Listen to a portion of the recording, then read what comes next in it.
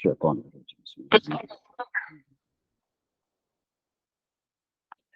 والصلاة والسلام على أشرف الأنبياء والمرسلين وعلى آله وصحبه.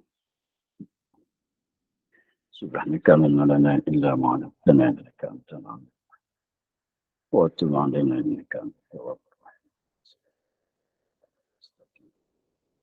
وهداية نصلح ولا قوة إلا بالله لا حول ولا قوة إلا بالله لا حول ولا قوة إلا بالله اللهم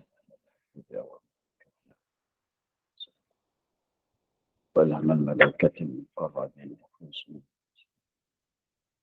وافتح علينا وأعطيك علينا السلام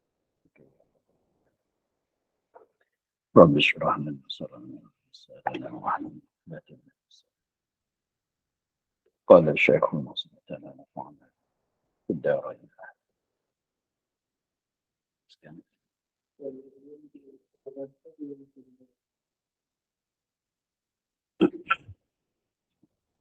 Kemudian maka datang yang kedua daripada mereka itu. Maka bertanya ia seperti pertanyaan yang dahulu jua.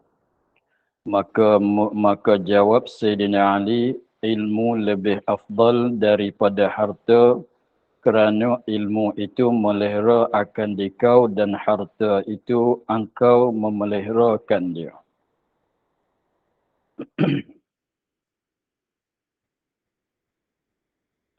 Kita di dalam sebuah ceritaan yang panjang tentang sabda Nabi sallallahu alaihi wasallam, ana khazanatul ilmi wa aliyun babuha.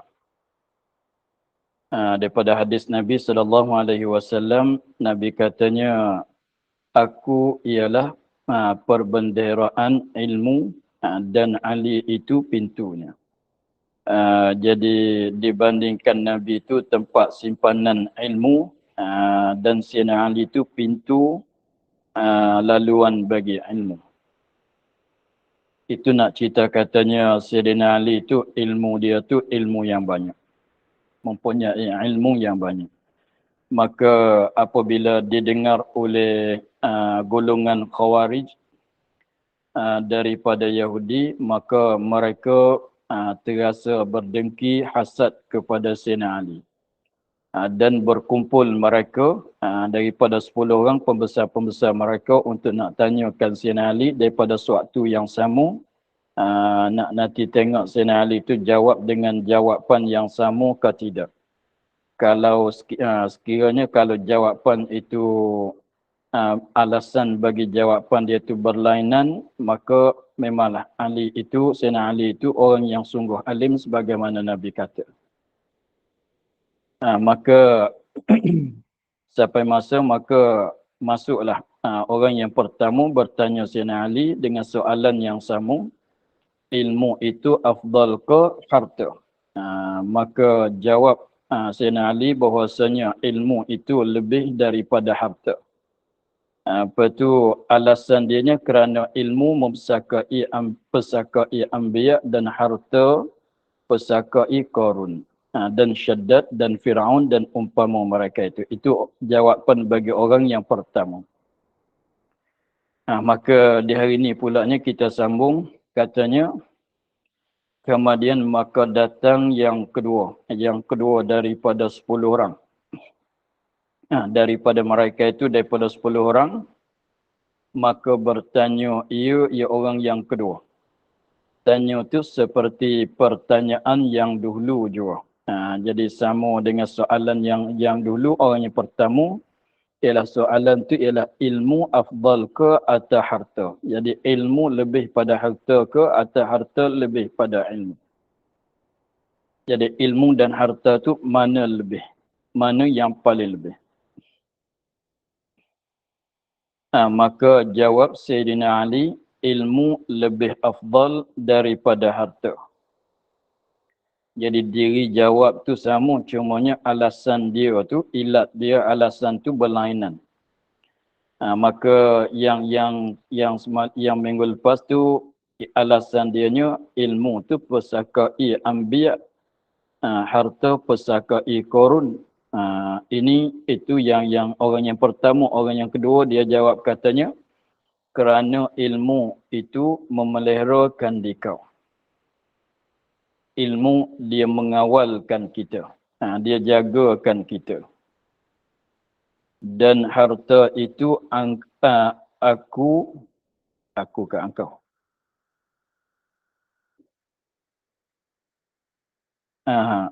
Salah baca. Kerana ilmu itu memeliharakan daku. Dan harta itu aku memeliharakan dia.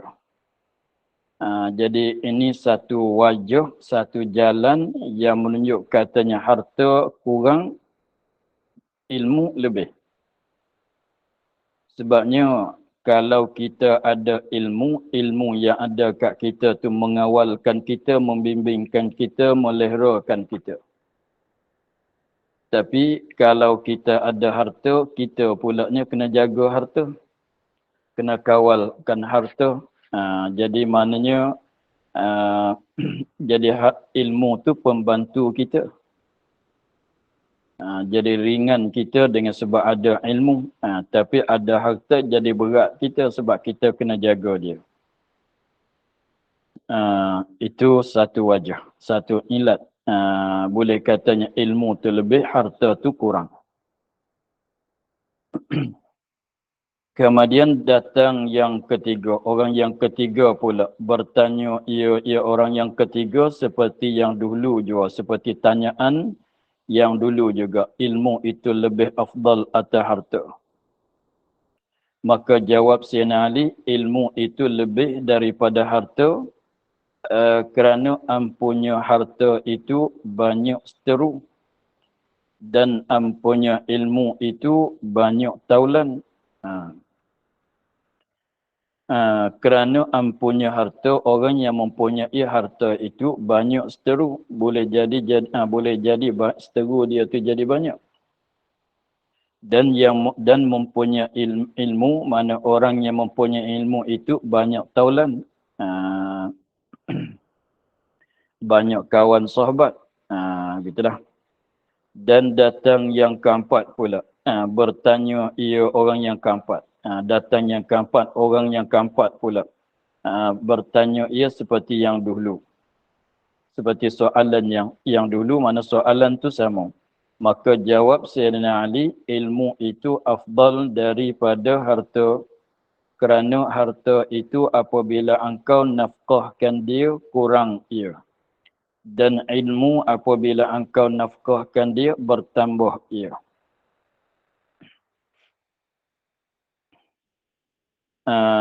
Di sini alasan dia kata harta apabila engkau nafkahkan dia. Apabila harta ni, apabila kita guna dia, kita belanjakan dia, kurang ia. Semakin belanja, semakin kurang.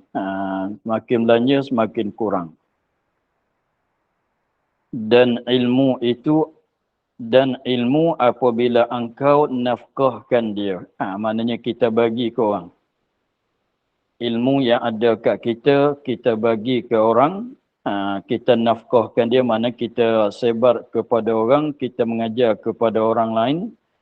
Maka ilmu yang ada kat kita tu bertambah ia. Sebab tu orang-orang yang ada ilmu tu nak bagi bertambah di ilmu dia tu, selain daripada dia belajar, cara nak menambahkan ilmu itu dengan secara dia tu menafkahkan, mengajarkan orang. Jadi ilmu kalau kita banyak nafkah, banyak bertambah. Harta kalau kita banyak menafkahkan dengan harta itu, semakin kurang, banyak kurang. Begitulah. Jadi nafkahkan dengan ilmu tu maknanya kita menyebar kepada orang, kita mengajar kepada orang. Sebabnya ini masuk di bawah mana ayat kata la in syakartum la azidannakum. La in syakartum la azidannakum. Sekiranya kalau kamu tu syukur di atas nikmat-nikmat, la azidannakum, sesungguhnya Allah Ta'ala menambahkan kamu pada ilmu, pada nikmat. maka setengah daripada cara mensyukurkan ilmu yang Allah Ta'ala bagi pada kita, setengah daripadanya kita beramal dengan ilmu, dan setengah daripada cara kita bersyukurkan ilmu itu ialah kita mengajarkan orang. Sebab tujuan daripada kita belajarkan ilmu tu dua tujuan. Satunya untuk nak melepaskan kejahilan daripada diri sendiri. Dan satu laginya untuk nak melepaskan kejahilan daripada orang lain. Dan pulanya untuk beramal untuk diri. Jadi maknanya apabila kita ada ilmu, selain daripada kita beramal untuk diri, kita menyebar kepada orang lain tu, masuk katanya kita bersyukur di atas nikmat yang Allah Ta'ala bagi kepada kita. Maka setiap-tiap nikmat yang kita syukurkan di atas nikmat itu, Allah Ta'ala akan tambah lagi.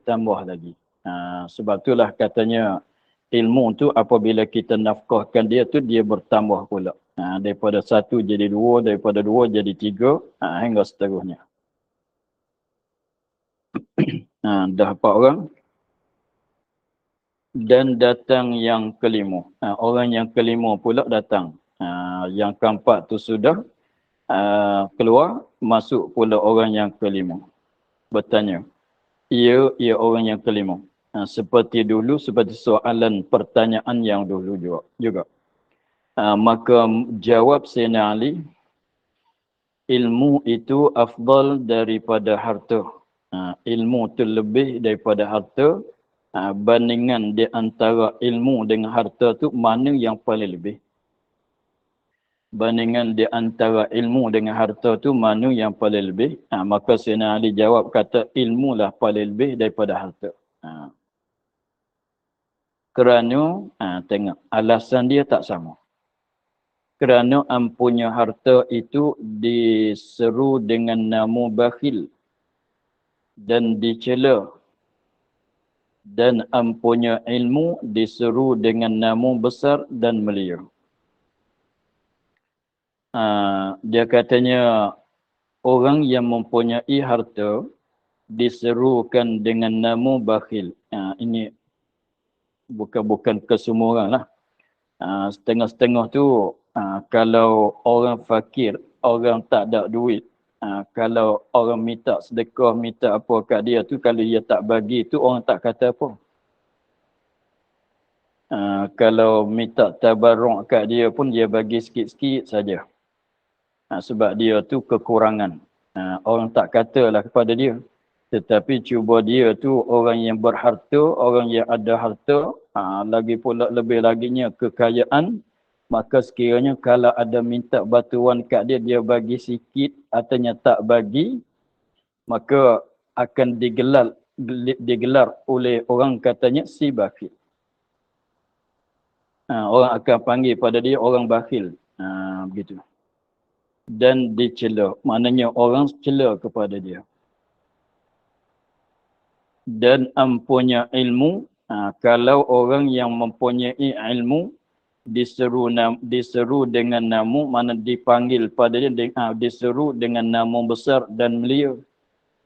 Tengok tu panggil ustaz, adalah maka gelaran ustaz itu bukan dia tak panggil, melainkan orang yang ada kelebihan nisbah ilmu pada diri dia. Panggil Tok Guru ke masalah. Maknanya setiap kali orang nak panggil pada dianya adalah sebut nama panggilan yang menunjuk data besar dia dan mulia dia.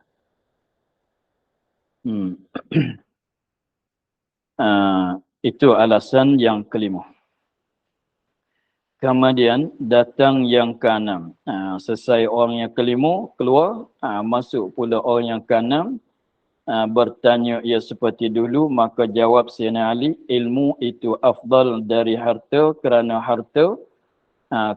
harta apabila dipelihara akan dia daripada pencuri.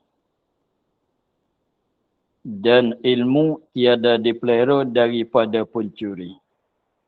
Dengan maknanya kita, kalau kita ada harta, kita kena jagakan harta kita daripada kena curi dia orang. Bimbang takut orang curi, orang rapas. Tengok kita nak keluar rumah kita, kita kunci. Takut orang masuk curi. Tetapi kalau kita ada ilmu, kita tak payah jaga daripada orang pencuri.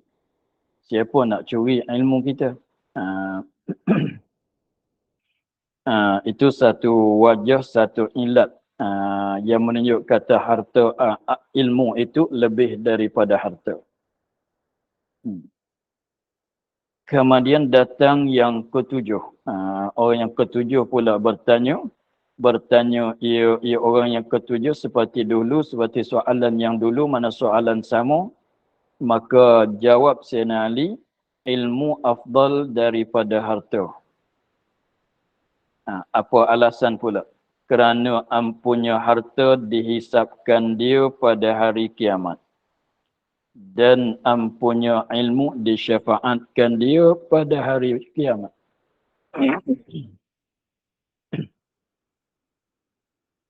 Kerana ampunya harta. Orang yang mempunyai harta dihisapkan dia kan orang yang mempunyai harta pada hari kiamat. Pada titian sirat itu akan dihisapkan dia. Hisapkan harta dia daripada mana dia dapat, Dan ampunya ilmu, orang yang mempunyai ilmu disyafaatkan dia pada hari kiamat. Disyafaatkan dia pada hari kiamat maknanya Allah Ta'ala bagi kepada orang yang mempunyai ilmu, bagi apa tu? Bagi hak mensyafaat kepada orang. Bukan orang mensyafaatkan dia boleh, dia dapat peringkat boleh memberi syafaat kepada orang lain pada hari kiamat. Jadi jauh berbezanya. Orang yang mempunyai ilmu boleh tolong orang dengan secara mensyafaat. Adapun orang yang mempunyai harta, jangan nak tolong orang lain, dia pun kena hisap juga. Dia kena cek. Begitulah.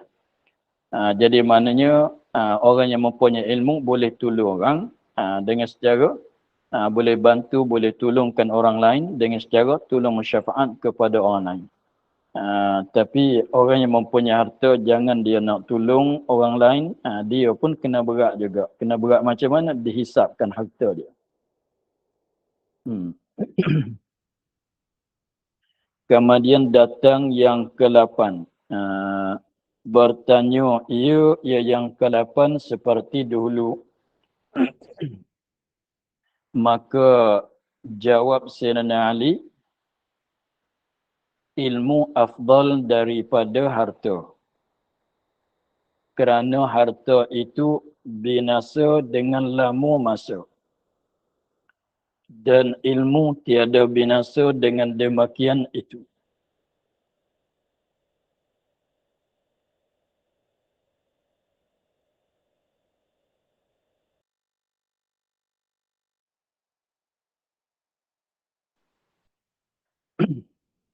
Kerana harta itu binasa dengan lama masa.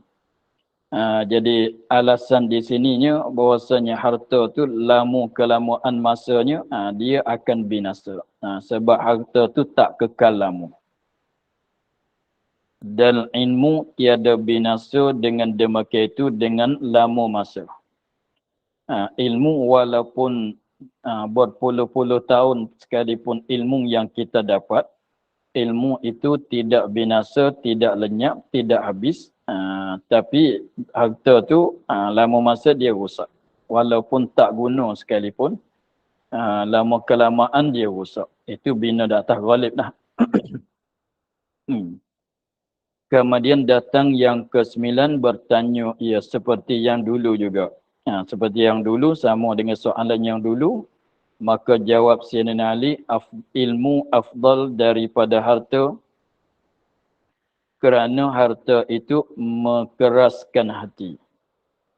Dan ilmu menerangkan hati.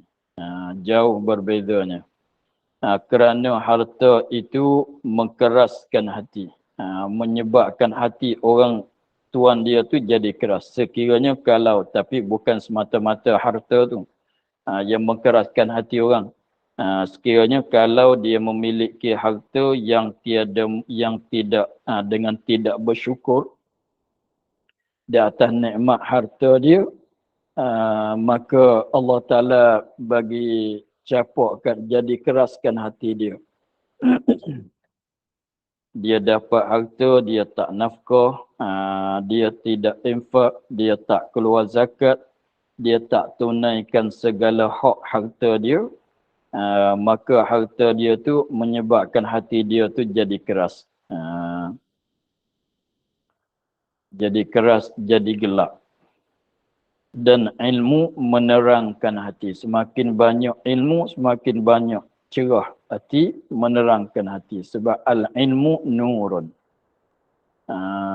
Imam Syafi'i katanya al-ilmu nurun. Ilmu itu ialah cahaya. Ilmu mencahayakan hati, harta menggelap, mengeraskan hati. Jauh berbeza. Kemudian datang yang ke-10. Dan kata ia yang ke-10, ilmu afdal atau harta. Jadi tanya mana lebih ilmu dengan harta? Maka jawab Sayyidina Ali, ilmu afdal daripada harta. Kerana ampunya harta mendakwa akan ketuhanan. Kerana ini bukan semualah. Kerana ampunya harta mendakwa akan ketuhanan. Bukan dia mengaku diri dia tu jadi Tuhan. Bukan maksudnya begitu. Kalau dakwa begitu, kalaulah dakwa begitu, dakwakan diri jadi Tuhan, maka dah jadi murtad. Na'udzubillah. Jadi mendakwakan ketuhanan tu seolah katanya cakapan dia tu macam-macam nak jadi sama dengan Tuhan. Sebab kalau biasanya orang yang ada harta yang banyak tu dia bercakap macam dia kuasa nak buat tu nak buat ni. Kau nak apa? Nah, cerita ke aku boleh beli ke semua. Tu maknanya kuasa. Apa yang saya nak, saya boleh beli semuanya. Mana dia kuasa boleh nak meluluskan kehendak dia. Jadi cakapan dia tu nak macam cakapan Tuhan. Jadi Allah Ta'ala tu memanglah apa yang dia kehendak dia boleh buat ke semua. Apa yang Allah Ta'ala kehendak nak menjadi, Allah Ta'ala kuasa meluluskan ke semuanya. Tapi orang yang mempunyai harta, setengah-setengah kelakuan tu kalau tak bersyukur, boleh jadi dia bercakap begitu. Apa saja yang saya nak, saya boleh beli ke semua. Itu maknanya kuasa dia. Itu mana kata dia tu mendakwa akan ketuhanan. Jadi cakapan dia tu nak macam cakapan Tuhan. Dan ampunya ilmu mendakwa ia akan kehambaan. Adapun sebaliknya orang yang mempunyai ilmu dia mendakwakan diri dia tu kehambaan. Dia mendakwakan diri dia tu bahawasa diri dia tu adalah hamba bagi Allah, sentiasa dia kena taat kepada Allah. Sebab orang yang mempunyai ilmu dia kenal Tuhan. Semakin kenal Tuhan semakin takut, semakin sedar bahawasa dia ni adalah hamba Allah, itu ialah Tuhannya. Begitulah 10 orang, soalan sama, alasan berlain-lainan. Kata Sayyidina Ali, selepas pada cukup 10 orang. Jikalau bertanya mereka itu, orang-orang Khawarij tadi, akan daku pada masalah ini, pada masalah harta lebih daripada ilmu ke atau ilmu lebih daripada harta? Sayyidina Ali kata, nescaya aku jawab dengan jawapan berlain-lainan selama hidupku. Itu nak cerita kata luas ilmu dia. sekiranya kalau setiap hari orang tanya dia dengan soalan yang sama, dengan soalan itu dia boleh jawab dengan jawapan yang berlain-lainan dalam seumur hidup dia. Dengan maknanya itu 10, kalau mari beratus, kalau datangnya 1000 sekalipun, dia boleh jawab dengan jawapan yang berlainan lagi. Habis. Apabila dah 10 orang dah cukup, dah tanya, maka dapat jawapan yang berlainan, maka datang mereka itu Khawarij daripada Yahudi masuk Islam sekaliannya. Alhamdulillah. Jadi dengan sebab mereka pun dah mengakulah bahawasanya betul lah Nabi katanya Sayyidina Ali itu orang yang ilmu banyak sebab dibandingkan seperti pintu bagi gedang ilmu. Maka mereka boleh terima lalu tu masuk Islam kesemuanya. Kemudian katanya dan sangatlah banyak dalil daripada Quran dan hadis yang menunjukkan atas kelebihan ilmu dan ulama. Kalau tilik kepada dalil-dalil hadis Quran, daripada Al-Quran yang menunjuk di atas bahawasanya ilmu itu lebih, orang alim itu lebih, itu banyak sangatlah. Dalil-dalil lagi dalam hadis itu banyak. Dan yang lebih afdal daripada segala ilmu itu ilmu usuluddin. Katanya dan yang lebih afdal daripada segala ilmu itu ilmu usuluddin. Maknanya segala bagai-bagai ilmu syarak, ilmu agama. Semua ilmu agama, ilmu syarak, ilmu agama, daripada sebanyak-banyaknya, maka ilmu usuluddin inilah ilmu yang paling lebih. Sebagaimana ada sebut dalam kitab Aqidatun Najin tu, dia katanya nisbah. Dengan maknanya perbandingan ilmu usuluddin dengan ilmu yang lain, bandingan ilmu usuluddin dengan ilmu fiqh, bandingan ilmu usuluddin dengan ilmu nahwu sarah, ilmu lain-lain lagi, maka bahwasanya ilmu terdapat bahwasanya ilmu usuluddin itu nombor 1, lebih pada segala ilmu, walaupun fiqh, walaupun tasawuf sekalipun. Kenapa boleh katanya ilmu usuluddin lebih daripada ilmu yang lain? Kerana dengan sebab ilmu usuluddin inilah, kerana dengan sebab ilmu usuluddin inilah, kerana sebab kita mengaji, kita belajar, kita tahu ilmu usuluddin inilah dapat mengenal akan Allah Ta'ala. Dengan sebab kita belajar ilmu usuluddin inilah kita dapat mengenalkan Allah. Maka mengenalkan Allah itu adalah suatu perkara yang wajib fardu ain di atas tiap-tiap mukallaf. Lagi pulanya mengenalkan Allah itu adalah perkara yang wajib yang pertama yang dihadapi kepada orang mukallaf. Jadi pertama perkara yang wajib perkara yang wajib di atas orang mukallaf pertama kalinya ialah mengenalkan Allah. Dengan maknanya apabila seorang kanak-kanak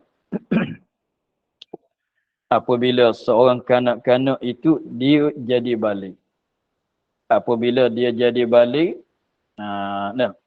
maka apabila dia jadi balik, dia jadi mukallaf. Apabila dia jadi mukallaf, benda yang wajib yang pertama yang datang kepada dia untuk dia tunaikan ialah mengenalkan Allah. Cumanya mengenalkan Allah tu tak boleh kita nak tunai dengan masa seminit dua, tak macam solat lah. Tak macam solat zuhur, solat asar tu kita boleh tak tunaikan dalam masa tak berapa minit. Tetapi mengenal Allah tu mesti kita usaha belajar, agaknya pakai masa sikit. Tapi nak cerita katanya ilmu mengenalkan Allah itu ialah salah satu daripada bahasan bagi mengenal Allah itu ialah bahasan yang ada di dalam ilmu usuluddin. Sebab ilmu usuluddin itu bahasan dia itu ialah bahasan mengenalkan Allah, ialah bahasan tentang sifat-sifat yang wajib bagi Allah dan yang mustahil atas Allah dan harus bagi Allah. Maka kita nak kenal Allah melalui mengenalkan sifatnya. Jadi maknanya nak kenal Allah mesti kena belajar ilmu usuluddin. Dengan sebab itulah dia tu lebih daripada ilmu yang lain. Sebab segala ibadat kita tidak sah kalau kita tak kenalkan Tuhan kita. Dan dengan dia lah, ni alasan yang kedua. Katanya untuk nak bagi sokong di atas kata ilmu usuluddin lebih pada segala ilmu. Satunya ialah dengan sebab ilmu usuluddin inilah kita boleh kenal Allah. Dan dengan dia sah ibadat kita kepadanya. Dan dengan dia, dengan ilmu usuluddin, sah ibadat kita, ibadat sembahyang, puasa kita dan lain-lain lagi. Dan dengan dia sah ibadat kita kepadanya, kepada Allah. Sebab ibadat kita tidak sah kalau kita tak kenal Tuhan kita. Maka nak kenal Tuhan kita mesti kena belajar ilmu usuluddin. Kalau kita belajar fiqh dulu, misalnya kalau orang tu dia belajar bab solat. Dia belajar solat. Belajar solat, pandailah solat tu.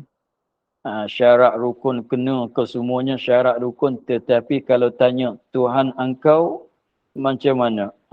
Dia tak tahu Tuhan dia tu puasa ke tidak masalah. Dia tak tahu Tuhan dia tu sedia ke tidak. Maka sembahyang dia tidak sah. Yang kita belajar dalam kitab fiqh katanya syarat bagi nak sah sembahyang tu kena menutup aurat, kena menghadap kiblat, kena suci daripada hadas, kena suci daripada najis. Semuanya syarat yang kita belajar dalam kitab fiqh tu daripada syarat kena menghadap kiblat. Kalau tidak sah salat. Kena apa lagi? Kena menutup aurat. Kalau tidak sah salat. Kena apa lagi? Kena suci daripada najis. Kena suci daripada hadas. Kalau tidak sah salat. Itu kira kata syarat tu, syarat selepas pada kita dah kenal Allah. Apabila kita dah kenal Allah, maka apakah lagi syarat bagi nak sah sembahyang? Kena menutup aurat, kena menghadap kiblat dan sebagainya. Padahalnya setiap-tiap ibadat puasa mana pun, baca Quran, haji, zakat, apa semuanya, tidak sah ke semua kalau orang tu tak kenal Allah, tak kenal Tuhan.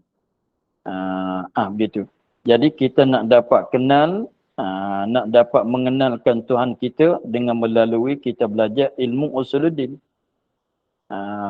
Dengan sebab itulah ilmu usuluddin lebih pada yang lain. Tengok, kalau belajar solat, belajar dah pandai bab solat, belajar bab solat tu di dalam ilmu fiqh. Belajar bab solat, bab wuduk, bab apa dia lagi, puasa, zakat, haji, apa semua tu dalam kitab fiqh kesemuanya. Tapi kalau tak tahu, tak kenal Tuhan, pandai sembahyang pun tidak sah. Sebab tu didulukan belajar akan ilmu usuluddin lebih dulu daripada yang lain. Jadi katanya ilmu usuluddin ni ialah ilmu yang nombor satu dah. Daripada segala ilmu syarak, ilmu agama.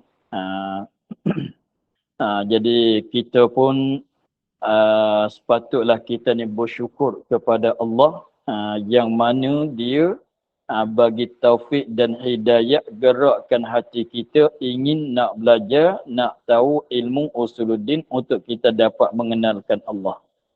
Sekiranya kalau Allah tak bagi hidayah, tak bagi taufik, tak dapat kita nak belajar.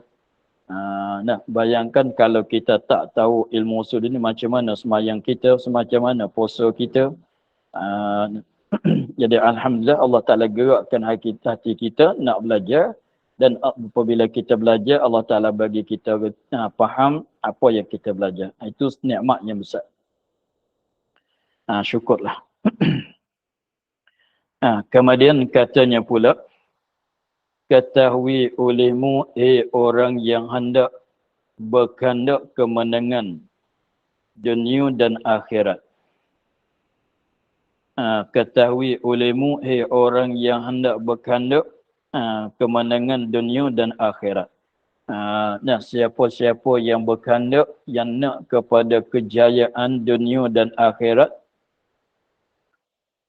dia katanya, kita kena tahu apa yang kita kena tahunya, bahwasanya awal-awal yang wajib atas mukallaf itu mengenal Allah. Macam kata tadi. Awal perkara yang wajib atas orang mukallaf ialah mengenal Allah. Mengenalkan Allah. Walaupun maklum katanya sembahyang, solat kena solat. Puasa pun kena puasa. Zakat pun kena, haji pun kena. Tetapi yang pertama kalinya kita kena usaha apabila kita jadi mukallaf tu, kita kena usaha untuk mengenalkan Allah. Sebab tu kalau orang tu dia masuk Islam, artinya orang tu dia jadi mukallaf dengan sebab dia balik. Maka kalau dia tak kenal Tuhan tu, kita ajarkan bagi dia kenal Tuhan dulu. Dengan secara ringkas-ringkas dulu. Supaya sah ibadat dia yang lain.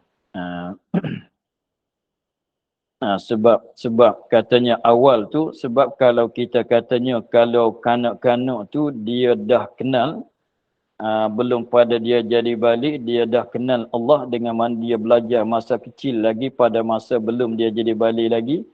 Maka apabila dia balik dengan keadaan dia tu dah kenal Tuhan, maka habislah. Maka habis macam mana? Habis tututan dia tu. Tututan wajib fardhu ain, usaha belajar untuk mengenal Allah tu dah habis, dah lepas. Sebab dia balik dalam keadaan dia tu dah kenal. Maknanya lepas daripada kena usaha mengenal tu dah lepas. Lepas daripada tututan wajib, kena belajar. Tetapi kalau seorang tu jadi balik dengan keadaan tidak mengenalkan Allah lagi, maka wajib di atas dia tu usaha belajar, usaha dan belajar untuk dapat mengenalkan Allah. Jadi maknanya yang wajib di atas kita ni mengenal, kita kena tafsir sikit di sini. Wajib, awal yang wajib atas mukallaf itu mengenal Allah, yakni usaha untuk dapat mengenalkan Allah.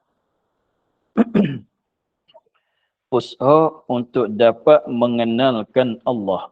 Macam mana kita nak usaha untuk dapat mengenalkan Allah? Dengan secara kita belajar, dengan secara kita mengkajikan akan pelajaran kita. Apabila kita masuk dalam kelas, kita perhati uraian dia, uraian sifat-sifat untuk kita nak kenal. Itu mana usaha untuk nak dapat mengenalkan Allah tu adalah wajib. Dengan sebab kenapa kata begitu? Sebab mengenal ni yang anugerah daripada Allah, pemberian daripada Allah. Kalau Allah tak capakkan kenal tu, maka tak dapatlah.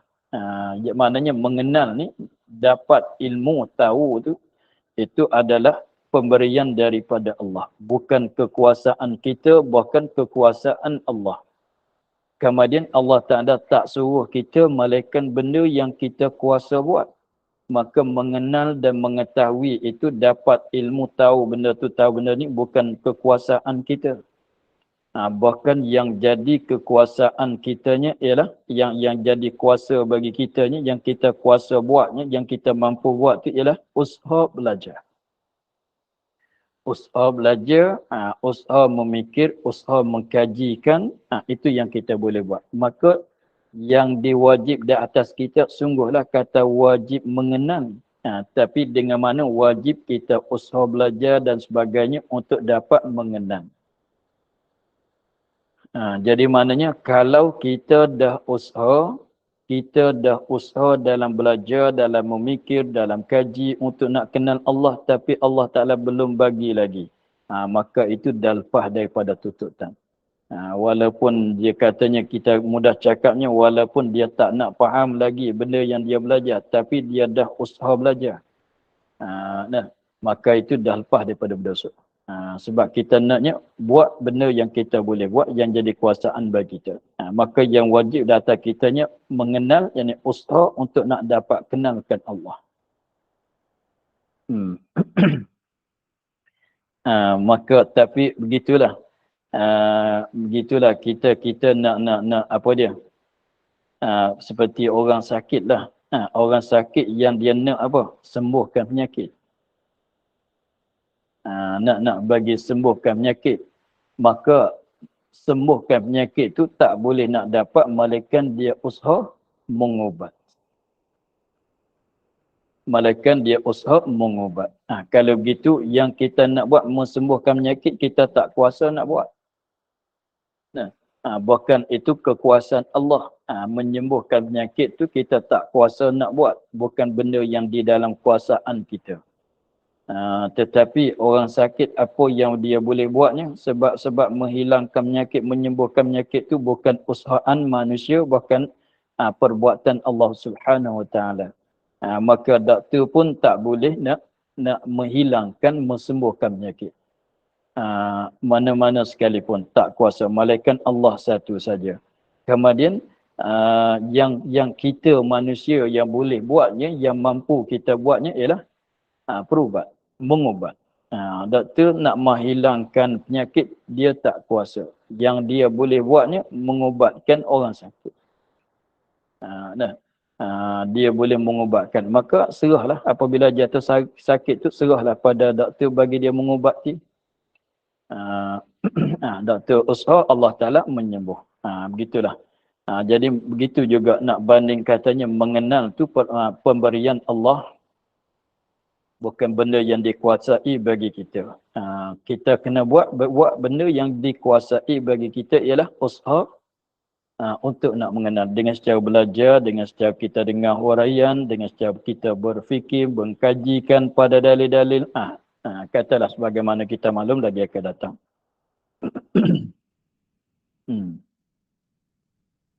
Seperti ini dalil katanya awal-awal perkara yang wajib di atas orang mukallaf tu ialah mengenalkan Allah Subhanahu Wa Taala, seperti sabda Nabi sallallahu alaihi wasallam, awwaluddin ma'rifatullah. Awwaluddin ma'rifatullah. Artinya pertama-tama yang wajib di atas mukallaf, mana kerjaan agama yang pertama yang datang jadi wajib di atas orang mukallaf, dia katanya pertama-tama yang wajib atas mukallaf daripada kerjaan agama itu mengenal Allah. Kerana tiada sah ibadat seorang malaikat daripada mengetahuikan Tuhan yang diibadatkan dia dahulu. Jadi sebab apa boleh kata awal yang wajib tu mengenalkan Allah? Sebab macam kata tadi, tidak sah ibadat malaikat kita kena kenalkan Allah. Sebab kita semayang kerana siapa? Kalau kita puasa kerana siapa? Kalau kita baca Quran kerana siapa? Maka tentu jawab kerana Allah, kerana Tuhan. Maka kau kena ke tak kena ke tidak Tuhan? Kalau tak kena, nak tuju ke siapa? Macam kita nak kirim barang ke seorang tu. Apabila kita nak postkan surat kepada seorang, maka kita kena tahu dia tu nama apa. Alamat rumah dia di mana, location dia nya macam mana. Kita kena tahu. Kalau tak tahu tu, kita nak post surat nak hantar ke siapa? Kalau tak ada lah orang tu putih-putih, tinggi-tinggi, umur lebih kurang 30. Postman nak hantar surat tak sampai kalau begitu.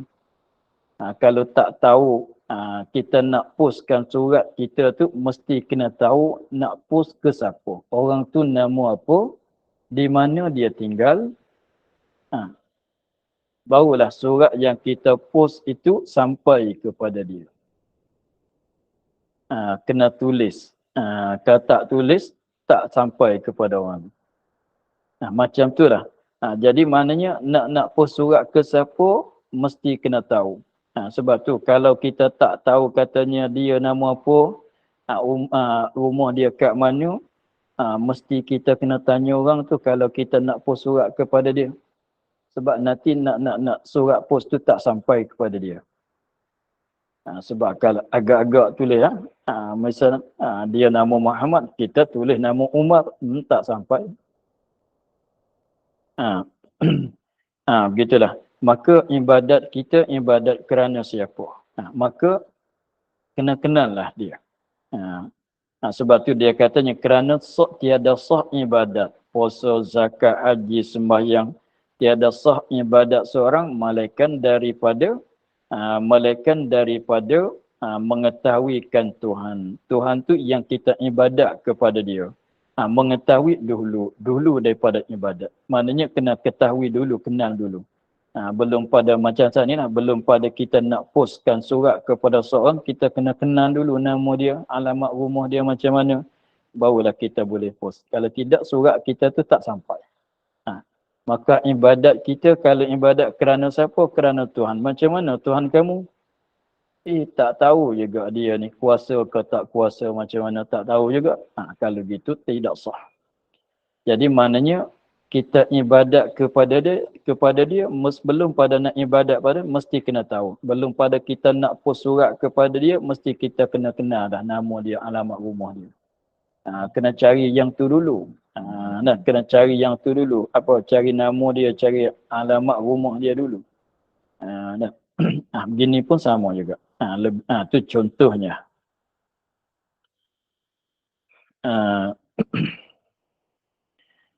Kemudian kita akhir pada kata dan arti mukallaf.